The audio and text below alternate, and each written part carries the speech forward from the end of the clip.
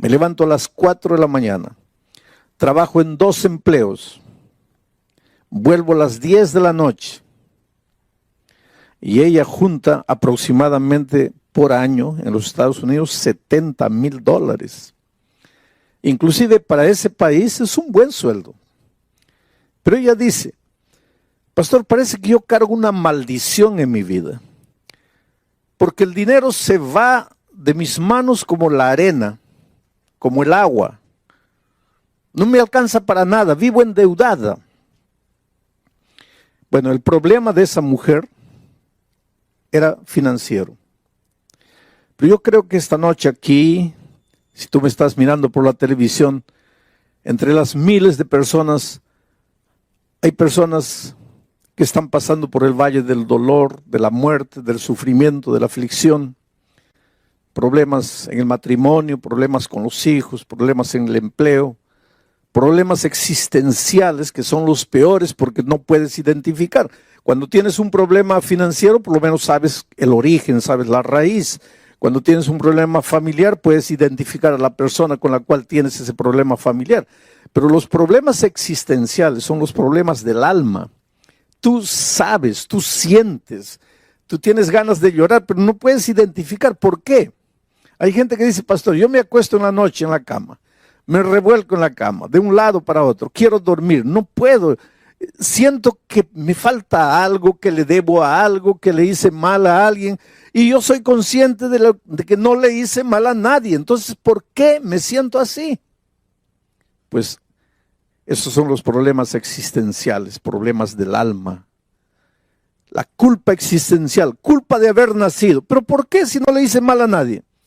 Pero es que la culpa existencial no tiene origen. Hay gente que en este mundo se pregunta, ¿dónde está Dios? ¿Dónde está Dios? En medio de las dificultades, en medio de los problemas, la gran pregunta es, ¿dónde está Dios? Y yo siempre digo, querido, cuando el dolor toca la puerta de tu corazón, jamás te preguntes, ¿dónde está Dios? Pregúntate, ¿dónde estás tú? Porque Dios está en el mismo lugar. No es Dios que deja al hombre, es el ser humano que deja a Dios. Si en este momento estás con la vida destruida, estás sufriendo, no sabes qué hacer, no creas que Dios te abandonó. Y esta semana, justamente esta semana, voy a tratar temas del santuario. Hay mucha gente que no entiende lo que es el santuario, y cuando yo menciono ya la palabra santuario, muchos pueden estar ya prevenidos. Ese asunto debe ser difícil de entender. No. El tema del santuario es uno de los más bellos temas. Yo diría, el tema del santuario es una declaración de amor de Dios a la humanidad. Y voy a leer el primer texto, solo para que tengas una idea de lo que estoy diciendo. Éxodo capítulo 25, versículo 8. Dice así: y me harán un santuario y yo habitaré en medio de ellos. Me harán un santuario y yo habitaré en medio de ellos. ¿Cuándo dijo Dios esto? Sabes, para que la Biblia tenga sentido, hay que preguntarse, ¿cuándo dijo Dios? ¿A quién dijo Dios? ¿Y por qué dijo Dios? Siempre que leas un versículo de la Biblia, esas son preguntas claves para que entiendas el mensaje para ti. ¿Cuándo lo dijo? ¿A quién lo dijo? ¿Por qué lo dijo? Bueno, ¿qué dice Dios aquí? Me harán un santuario y yo habitaré en medio de ellos. ¿Cuándo lo dijo? Cuando Israel estaba en el desierto. No había agua, no había comida, el enemigo estaba allá atrás. Un futuro incierto, aunque existía la promesa de que estaban caminando hacia la tierra de la libertad, pues el desierto es tierra de escorpiones, el desierto es tierra de alimañas, de lobos, de chacales, calor de día, frío de noche, soledad, oscuridad. Y el pueblo de Dios muchas veces se preguntaba, ¿pero qué hacemos aquí? ¿Para dónde estamos yendo? Y ustedes saben que muchas veces los israelitas se quejaron con Moisés y le dijeron, mejor no nos hubiera sacado. Mejor nos hubieras dejado morir allá. Porque allá, aunque éramos esclavos, por lo menos teníamos que comer a la hora exacta. Aunque nos maltrataban, por lo menos sabíamos dónde íbamos a dormir. Pero aquí en el desierto caminamos y nunca llegamos. Y en esas circunstancias es que Dios se presenta a Moisés y le dice: dile al pueblo que me edifiquen un santuario y yo prometo que voy a habitar en ellos, en medio de ellos. Aquí está el primer pensamiento del santuario. Dios no se aleja del ser humano. El ser humano se aleja de Dios. Dios no abandona al hombre o a la mujer. Somos los hombres y las mujeres que nos alejamos de Dios y abandonamos a Dios. ¿Qué es pecado? Para entender lo que estoy diciendo hasta aquí, hay que entender lo que es la palabra pecado. Mucha gente piensa que pecado es robar, matar, adulterar. Esos son actos pecaminosos. Esas son conductas pecaminosas. Pero el pecado es más que eso. Antes de matar, el pecado es otra cosa. Antes de robar, el pecado es otra cosa. Antes de transgredir la ley, el pecado es otra cosa. Para entender qué es pecado, habría que entender qué es justicia, porque el pecado es lo opuesto de la justicia. Hay dos conceptos opuestos: pecado y justicia. La justicia y el pecado no pueden convivir juntos. Pablo dice: ¿qué comunión hay entre la justicia y la injusticia? Y la injusticia es el pecado. ¿Qué comunión hay entre la luz y las tinieblas? Cristo es la luz, el pecado, las tinieblas. ¿Qué comunión hay entre Cristo y Satanás? Entonces, ¿qué cosa es pecado? Pecado, antes de matar, es alejarse de Dios, separarse de Dios, abandonar a Dios, dejar a Dios. Básicamente eso es el pecado. Ahora, la persona que abandona a Dios acaba pecando, acaba practicando el pecado, el acto pecaminoso, acaba matando, robando, haciendo miseria. Pero esto de robar y matar ya es la consecuencia de haber abandonado a Dios. Porque si tú estuvieras en comunión con Dios, jamás matarías, jamás robarías, jamás practicarías la injusticia, porque al estar en comunión con Dios, estás en comunión con la justicia. Entonces, el pecado básicamente es apartarnos de Dios. Lo más triste, lo más terrible que el pecado hace en la vida no es que nos mandan a la cárcel por haber matado. Lo peor del pecado es que nos separa de Dios. Y al separarnos de Dios, pues ya crea el vacío dentro del corazón, porque si salimos de las manos de Dios, jamás seremos felices hasta devolvernos a Dios. Desde que Adán y Eva, miren, Adán y Eva, antes de tomar el fruto, ¿qué hicieron? Se apartaron de Dios, dejaron a Dios, vivieron solos y finalmente se acercaron del árbol y tocaron el fruto. Pero ese tocar el fruto ya fue la consecuencia, ya fue el resultado de haberse apartado de Dios. Ahora, ¿qué cosa es el ser humano en medio de la inmensidad del universo? Un granito de arena. Adán y Eva pecaron. Dios no podría haber dicho, pues pecaron. ¿Y qué son esos dos en medio de la infinidad del universo? Pues se apartaron por su propia voluntad, pues que reciban la consecuencia de lo que hicieron. Yo tengo tantos hijos en el mundo, millones y millones de hijos, yo puedo crear otros mundos. Dios podría habernos abandonado, pero no lo hizo.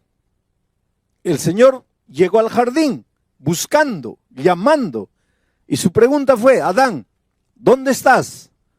¿Y dónde estaba Adán? Escondido entre los árboles. Y desde ahí, la historia de la humanidad ha sido la misma. Dios corriendo atrás del ser humano, el ser humano corriendo de Dios, Dios buscando al ser humano, el ser humano escondiéndose. En el Edén se escondieron entre los árboles. Hoy día hay gente que se esconde en el trabajo. No tengo tiempo para nada. No tienen tiempo para la familia, no tienen tiempo para Dios. Están tan ocupados en el trabajo, escondidos en el trabajo. Hay gente que está escondida en medio de los vicios. Hay gente que está escondida en medio de los placeres. El ser humano inventa árboles hoy para esconderse. Y la historia es la misma. Dios buscando, el hombre corriendo. Dios buscando, el hombre escondiéndose.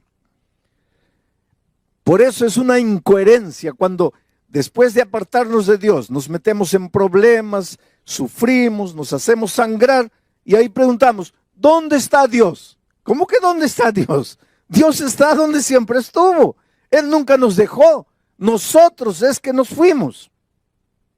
Y cuando el pueblo de Israel estaba en el desierto, pues Dios llega y dice así, háganme un santuario, constrúyame un templo y yo voy a habitar en medio de ellos. El santuario expresa el deseo que Dios tiene de vivir al lado de sus hijos, de vivir en medio de sus hijos, de estar presente en medio de sus hijos. Ahora, mucha gente se pregunta, pero, ¿y antes de estar en el santuario? Porque ahora Dios está en su santo templo. Pero, ¿y antes de estar en el santuario, dónde vivía Dios? Hay mucha gente, ¿sabes? Porque nosotros, por la palabra de Dios, sabemos que el santuario que Israel construyó en esta tierra era una reproducción del santuario del cielo. Quiere decir, Dios le mostró a Moisés el santuario del cielo. Él vio el santuario, vio las medidas, vio la forma, recibió todo de Dios y fue a los artesanos de Israel y les dijo, mira, Dios me ha mostrado esto, me ha dado las medidas, vamos a construir el santuario y Dios ha prometido que va a vivir en medio de nosotros. Pero hay muchos cristianos inclusive que no creen que hay un santuario en el cielo. No creen. Ellos piensan, muchos cristianos, muchos estudiosos de la Biblia, dicen que en el cielo no hay santuario, que Dios no necesita un santuario para poder vivir. Y realmente Dios no necesita un santuario para poder vivir, porque Dios es Dios. ¿Por qué existe el santuario en el cielo? Y después voy a explicar por qué existe el santuario en la tierra. ¿Por qué existe el santuario en el cielo? Mira, Dios es infinito, no está limitado al tiempo ni al espacio. Pero el ser humano es finito y está limitado al tiempo y al espacio. ¿Cómo es que un Dios infinito, que no está limitado al tiempo y al espacio, podría vivir en comunión con un ser finito, limitado al tiempo y al espacio? ¿Cómo podrías juntar esas dos cosas? Pero ¿qué es lo que Dios quiere? Vivir con sus hijos. Pero Él es infinito. Él no está limitado ni al tiempo ni al espacio. Y el ser humano, sus hijos amados, sí están. Entonces Dios, en medio del universo, en medio del cielo, estableció un lugar físico, un santuario. ¿Para qué? El santuario es el punto donde el Dios infinito, que no está amarrado ni al tiempo ni al espacio, se junta con la criatura finita, amarrada al tiempo y al espacio. Es el punto del encuentro entre Dios y la criatura, ni siquiera el ser humano, porque nosotros estamos en la tierra. Estoy hablando de las criaturas angelicales. El punto en que ambos se encuentran es el santuario celestial. Y la Biblia tiene textos y más textos probando. Por ejemplo, si tú lees el libro, la epístola a los Hebreos, no hay cómo negar que haya un santuario en los cielos. ¿Por qué existe el santuario? Porque Dios quiere vivir en medio de sus criaturas. ¿Y en esta tierra por qué? Porque también Dios quiere vivir en medio de sus hijos. Por eso le pidió a Israel que construyera un santuario. Ahora, durante esta semana vamos a ver cómo a través del tema del santuario, Dios nos muestra la realidad de nuestra vida. Yo te digo, por ejemplo, estás sin empleo. Por más que buscas el empleo, no lo encuentras. Cuanto más fiel quieres hacer a Dios, parece que menos empleo encuentras. ¿Por qué sucede eso? La explicación está en el santuario. Tienes un hijo, lo educas con amor, con cariño. Cuando es pequeñito le compras libros, le compras música cristiana. Antes de dormir le cuentas historias, haces la oración, lo haces dormir. Y cuando llega joven se va de la iglesia y no quiere saber nada. ¿Por qué sucede eso? La respuesta está en el santuario. Estás lleno de deudas, como esa señora de Estados Unidos. Gano 70,000, pero no me alcanzan para nada. ¿Por qué el dinero no te alcanza? La respuesta está en el santuario. Y ahora tú te puedes quedar medio curioso, pero pastor, la respuesta para todo está en el santuario. Sí. Y Pablo dice que nosotros solo podemos entender las cosas que no se ven a través de las cosas que se ven. Y como nosotros no podemos entender los misterios del universo, porque en el universo hay misterios, dice Pablo en Efesios que nosotros vivimos en permanente lucha y que nuestra lucha no es contra carne y sangre, sino contra principados, contra fuerzas espirituales en las regiones celestes. Y esa lucha es espiritual y es misteriosa, no la entendemos. El dolor que tú estás viviendo, el cáncer que llegó a tu vida, la incomprensión de tu familia, el divorcio que llegó, todo eso ya es resultado de esa lucha cósmica, de esa lucha misteriosa que no entendemos. Y la explicación para todo eso está en el santuario. Oh, querido, hay una cosa. Dios te ama, te ama, te ama, con un amor que tú nunca vas a entender. En este momento tal vez tú me estás mirando por el internet allá, triste, solo, derrotado, y te preguntas, ¿qué pasa con mi vida? Yo quisiera que tú entiendas que Dios te ama, te ama, te ama. Sabes que en todos estos años de mi ministerio, que no son pocos, uno de los temas más difíciles para mí, una de las cosas más difíciles de hacer entender al ser humano, ha sido hacerle entender el amor de Dios. ¿Y sabes por qué? Porque tú, cuando piensas en el amor de Dios, tú piensas en el amor de Dios, pero relacionado con el único tipo de amor que tú conoces, que es tu propio amor. Cuando piensas en el amor de Dios, ¿qué referencia tienes para amor? Tu amor. Pero tu amor humano, por más bonito que te parezca, es amor humano. Es un amor manchado de egoísmo. El otro día una señora decía, no, pastor, mi amor no está manchado de egoísmo. Yo realmente amo de verdad a mi esposa. No, tú dices eso. Tú dices, yo amo a mi esposa, yo daría la vida por mi esposa. Yo, si ella está enferma de riñón, me sacaría un riñón para darle a ella. Ella es mi vida, ella es todo para mí. Y si un día descubres que esa esposa te está traicionando con otro hombre, ¿a dónde se va tu amor? ¿Qué pasó con tu amor? Es que nosotros los seres humanos amamos al que nos ama. Amamos si podemos recibir algo en cambio. Amamos al que retribuye nuestro amor. Pero Dios no. Dios cuando ama, Él no espera nada. Simplemente ama. Nosotros cuando amamos, esperamos algo.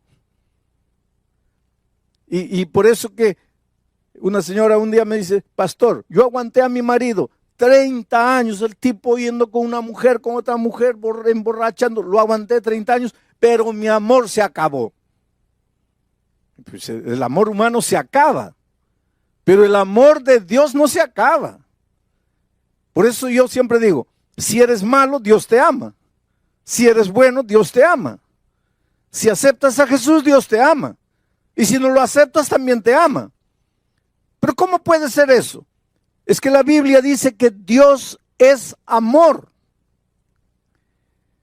Nunca te atrevas a decir, Dios se va a cansar de amarte. ¿Cómo se va a cansar de amarte? El día que Dios se canse de amarte, se cansará de ser Dios. Porque Dios es amor. Y si el amor si Dios es eterno, pues el amor es eterno. Entonces tú puedes pensar así, entonces ya estoy tranquilo porque Dios me va a salvar. No vamos a confundir las cosas. Que Dios te ame es una cosa, que te vas a salvar es otra cosa. El amor de Dios no te va a servir de nada si tú no lo aceptas. La salvación es aceptar. Y hay mucha gente que le gusta, que Dios me ama, qué bonito, pastor, usted predica lindo porque me hace sentir amado por Dios. Pero ¿de qué te sirve eso? El asunto no es que tú te sientas amado por Dios, el asunto es que tú te apoderes del amor de Dios. Ahora, estás debiendo $10,000 y no tienes cómo pagar, y yo agarro la chequera y te firmo un cheque de $10,000. ¿Tu problema está resuelto o no? ¿Está resuelto o no? No. Porque para que tu problema esté resuelto, primero, tienes que recibir el cheque. Segundo, tienes que ir al banco. Tercero, tienes que recoger el dinero. Cuarto, tienes que pagar tu deuda. Entonces, no es porque yo te muestro el cheque que tú ya estás con tu problema resuelto. Entonces, el amor de Cristo es igualito. Dios te ama, claro que te ama. El amor de Dios nunca se va a acabar, nunca se va a acabar. Pero ¿de qué te sirve el amor de Dios si no te apoderas? Por eso que tienes que abrir el corazón a Dios. Y el tema del santuario es la más bella expresión del amor de Dios. A lo largo de esta semana vamos a ver cómo en cada corderito que moría estaba escrito el amor de Dios. En cada utensilio del santuario estaba escrito el amor de Dios. En la ceremonia de expiación estaba escrito el amor de Dios. En el día de la expiación y el juicio que Israel sufría estaba escrito el amor de Dios. A veces te preguntas, ¿cuándo va a terminar el pecado? ¿Cuándo Cristo va a volver? Ya estoy cansado de vivir en este mundo. Ya quiero que Jesús venga. Y todo eso está descrito en el tema del santuario. No me voy a detener tanto en la teología del tema del santuario, pero voy a traer las ideas principales para aplicarlas a tu vida, para que tú entiendas cómo Dios te ama. Querido, en este momento yo quiero contarte una historia. Yo siempre termino mis mensajes contando una historia por un simple motivo. Todo lo que te hablé está documentado en la palabra de Dios. Pero a veces hay personas que piensan, ¿pero será que eso funciona? Entonces yo cuento historias para que las personas vean que funciona. La palabra de Dios dice que funciona. Ahora, cuando tú ves una historia, escuchas una historia, ves que funciona. Y si funcionó en la vida de Pedro, puede funcionar en tu vida también. Pero para eso tienes que apoderarte del amor de Dios.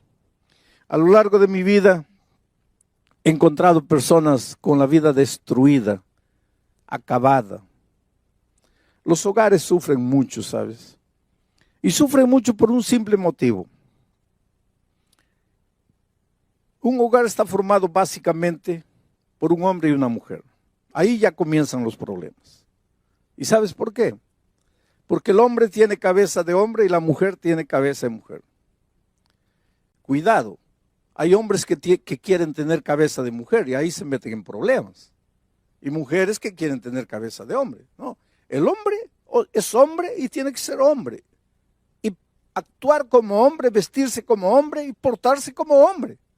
Y la mujer igual, como mujer. Pensar como mujer, sentir como mujer, vivir como mujer, actuar como mujer. Solo que cabeza de hombre es cabeza de hombre y cabeza de mujer es cabeza de mujer. No estoy hablando de inteligencia, porque ambos son inteligentes. Y en algunas ocasiones el hombre puede ser más o la mujer puede ser más, eso no es problema. Tanto así que mujeres pueden ser presidentes de grandes naciones y sin problema. Mujeres pueden ser presidentes de grandes empresas y no hay problema. Yo no estoy hablando de ese tipo de diferencia. Pero que mujer piensa como mujer, piensa porque es mujer. Y el hombre piensa como hombre porque es hombre. Por eso yo siempre digo que la mujer no fue creada para ser entendida por los hombres. No trates de entender. Mira, si tú eres esposo, no trates de entender a tu esposa, que te vas a volver loco. Las mujeres no fueron entendidas, no fueron creadas para ser entendidas, fueron creadas para ser amadas. Ama a tu esposa.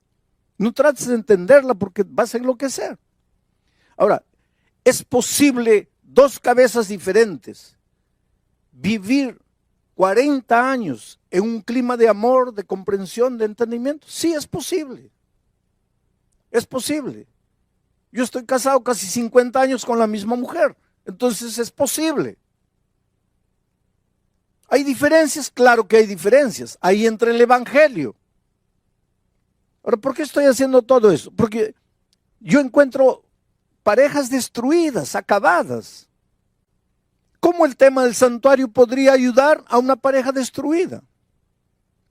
En México, un hombre golpeaba a la esposa, la maltrataba, especialmente cuando bebía. Y el problema era que bebía todos los días. Entonces todos los días la maltrataba. Cuando le pasaba la borrachera, ahí pedía perdón, ay, discúlpame, yo te amo, yo no quiero hacerte nada. Pero al día siguiente la volvía a golpear y la volvía a maltratar.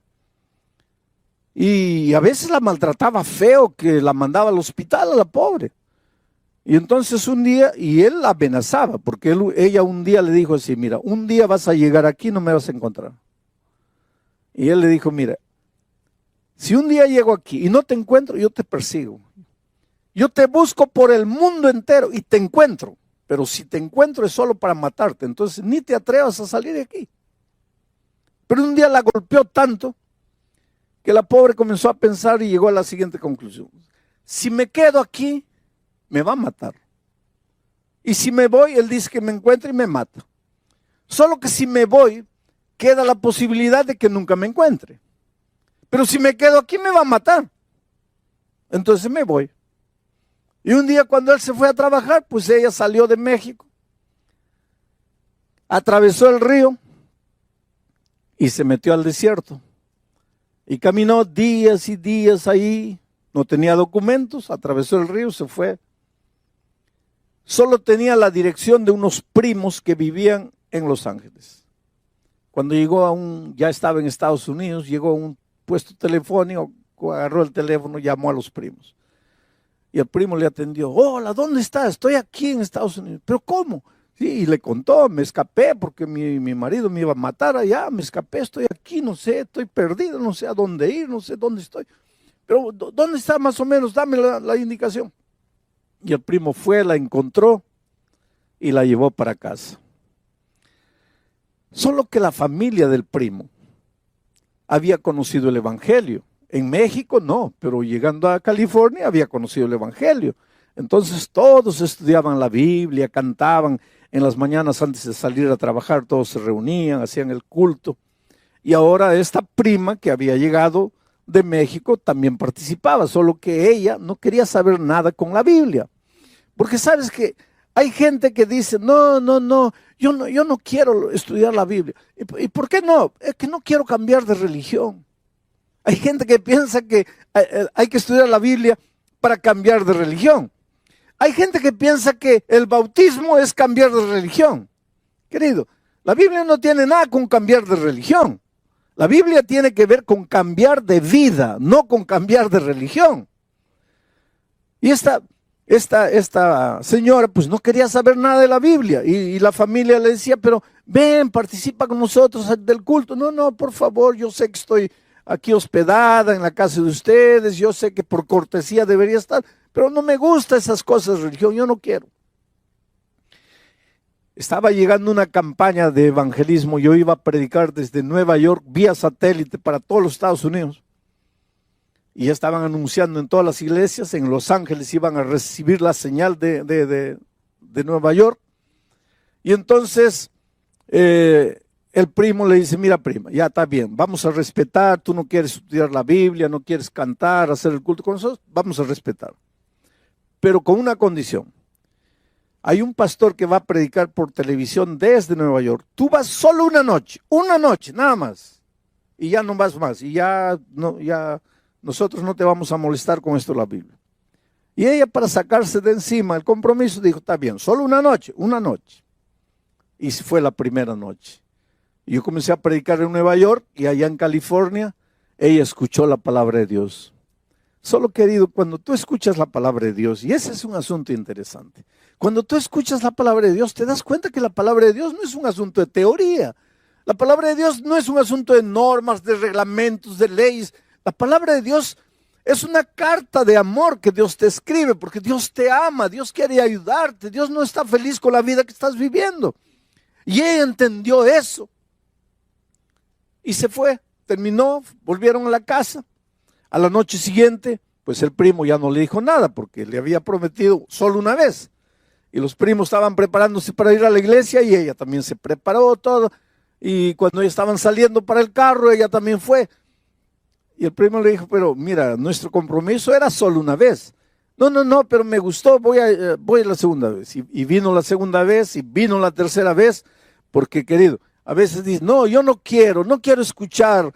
Y te invita un amigo, te invita un vecino, no me hables. Pero es que no conoces la palabra de Dios.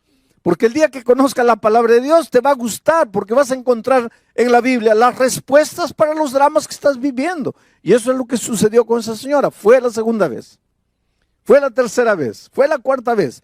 El viernes en la noche yo prediqué sobre la resurrección de Lázaro. Y dije cómo Jesucristo llegó a la tumba de Lázaro, un hombre que estaba podrido ya, un cadáver, ya no había esperanza de vida. Y cuando Jesús dijo, levántate, sal, ese cadáver resucitó y salió. Y hice una pregunta. Si Jesús pudo resucitar a un cadáver que estaba oliendo mal, ¿cómo no puede resucitar tu matrimonio, que ya está destruido? Desde el punto de vista humano está todo acabado, ya no hay solución. Pero Jesús puede resucitarlo. Pero no puede hacer nada por ti si tú no te entregas, si tú no vienes. Y la señora se levantó y fue adelante y le entregó la vida a Cristo. Y mucha gente vino, mucha gente vino adelante. Ella estaba ya delante de la pantalla, porque yo estaba predicando en Nueva York, ella estaba en Los Ángeles. Estaba ahí delante de la pantalla, llorosa, entregándose al Señor Jesucristo, y de repente siente que alguien le agarra el brazo. Y mira, le agarra fuerte. Y cuando da la vuelta, era el esposo. Y el esposo le había dicho, si te escapas, yo te encuentro en cualquier rincón del mundo, pero solo para matarte. Ahí él entró en pánico, me va a matar aquí. Solo que el esposo estaba con lágrimas en los ojos y la estaba apretando fuerte, y cuando vio el miedo en el rostro del esposo, le dijo, ay, disculpa, no te voy a hacer nada. Yo también me estoy entregando a Jesús. ¿Cómo entregando a Jesús? Ahora te voy a contar la segunda parte de la historia. Cuando él llegó a la casa y la esposa no estaba, pues comenzó a buscarla por todo México y nada. No había, buscó con los amigos, con los parientes, nada.